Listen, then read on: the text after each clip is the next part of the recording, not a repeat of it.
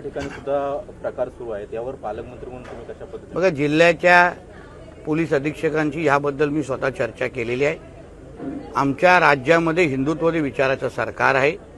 आम्ही अशा पद्धतीचे जिहाद मानसिकतेचे कुठलीही प्रवृत्ती आम्ही आमच्या जिल्ह्यामध्ये सहन करणार नाही, ही भूमिका माझी पहिल्या दिवसापासून आहे।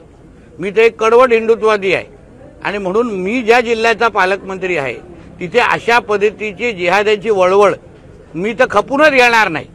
मी आमच्या पोलीस अधीक्षकांना स्पष्ट सांगितलेलं आहे की जिल्ह्यामध्ये असलेल्या सगळ्या मदरशांवर लक्ष ठेवा, त्यांची माहिती घ्या, कुठल्या मदरशांमध्ये काय होत आहे, काय चाललंय, शिक्षणाच्या नावाने खरंच तिथे शिक्षण दिलं जात आहे का, त्या अतिरेक्यांना ट्रेनिंग दिली जाते।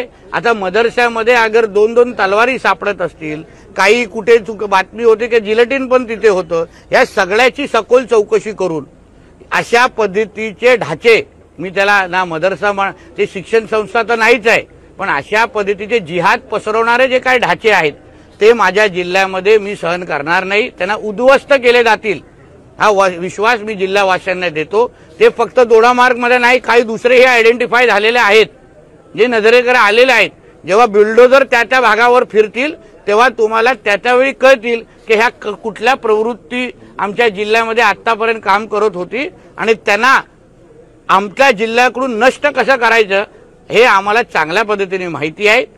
म्हणून येणाऱ्या कालावधीमध्ये तुम्हाला मोठ्या प्रमाणामध्ये आमच्या जिल्ह्यामध्ये रस्त्याच्या कामाच्या पलीकडे बुलडोजरचा वापर होत असताना दिसेल।